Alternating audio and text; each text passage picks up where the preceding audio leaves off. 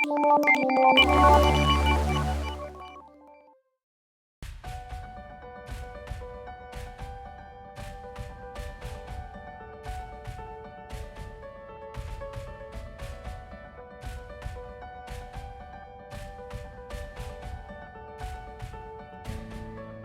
banyak di kalangan kita merasakan bahawa satu undi daripada kita tidak akan membuat sebarang perubahan. Tapi ingat tak, pada PRN Sabah 2020 yang lalu, calon warisan iaitu Rina Jainal hanya menang 10 undi majoriti untuk memenangi DUN Kukusan. Jadi bayangkan kalau ramai lagi yang keluar mengundi pada hari tersebut, sudah tentu angka tersebut akan berubah dan mampu mengubah keputusan tersebut.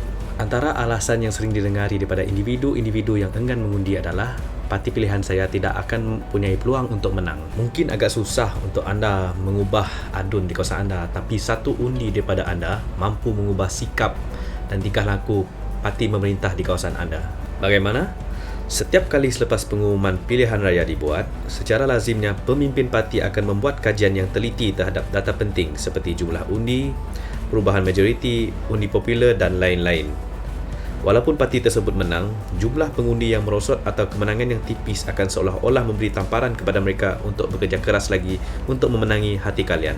Jumlah pengundi yang merosot atau kemenangan yang tipis akan memberi tamparan kepada mereka untuk bekerja keras lagi untuk menangi hati kalian. Sebagai contoh, selepas PRU ke-14, parti komponen BN Sarawak yang terdiri daripada PBB, PRS, SUPP dan PDP telah bertindak meninggalkan BN dan menubuhkan GPS.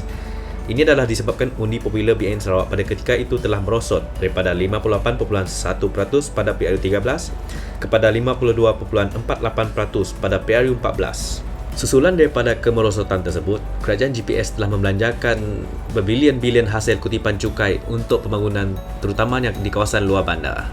Jadi nampak tak betapa pentingnya satu undian daripada anda mampu mengubah keadaan di kawasan anda? Alasan kedua pula adalah undi tak undi, parti X tetap akan menang.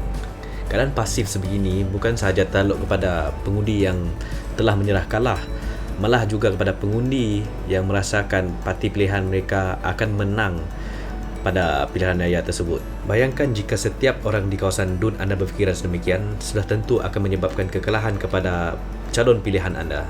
Contoh pada PRU ke-14, BN Sarawak yakin yang mereka akan menang 28 daripada 31 kerusi Parlimen Sarawak. Tetapi BN Sarawak pada ketika itu hanya menang 19 kerusi sahaja. Malah beberapa kerusi yang merupakan safe seat telah dimenangi oleh PH seperti Mas Gading, Puncak Borneo dan Selangau.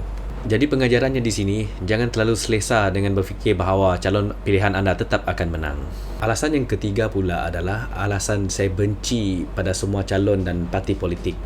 Sebelum itu, saya ingin bertanya kepada anda, sudahkah anda meluangkan sedikit masa untuk memeriksa latar belakang calon tersebut?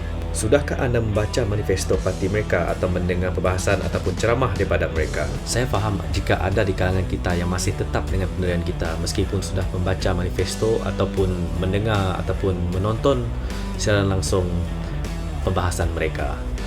Ini adalah kerana selalunya manifesto mereka tidak selari dengan apa yang kita mahu tuntut. Untuk memburukkan keadaan lagi, ahli politik yang lompat parti selepas pilihan raya juga menambahkan rasa benci rakyat terhadap mereka. Saya nak kongsikan kepada anda cerita di Iceland pada tahun 2009. Pengundi di bandar Reykjavik pada ketika itu merasa letih dan muak dengan perangai ahli politik mereka. Munculnya seorang pelawak iaitu Jonna yang tidak mempunyai pengalaman dalam bidang politik telah menubuhkan sebuah parti iaitu The Best Party. Dipendekkan cerita, oleh kerana muak dengan ahli politik, rakyat Reykjavik telah memilih The Best Party tersebut dan Jonna sendiri tidak menyangkakan keputusan itu. Susulan daripada itu, Jonna telah berjaya melakukan perubahan dan memulihkan semula ekonomi bandar tersebut. Tujuan saya berkongsi kisah tadi adalah untuk memberi gambaran kepada anda, jika pengundi di kawasan tersebut tadi tidak keluar mengundi, pasti kehidupan mereka tidak akan berubah dan tetap akan diteruskan di bawah pemerintah yang mereka tidak suka ataupun ahli politik yang mereka tidak suka. Jadi lihat tak, walaupun anda benci dengan permainan politik di kawasan anda, jangan ambil keputusan untuk tidak mengundi kerana ianya mampu mengubah keadaan di kawasan anda. Jadi ingat, undi kita menentukan segala-galanya. Ayuh kita turun mengundi.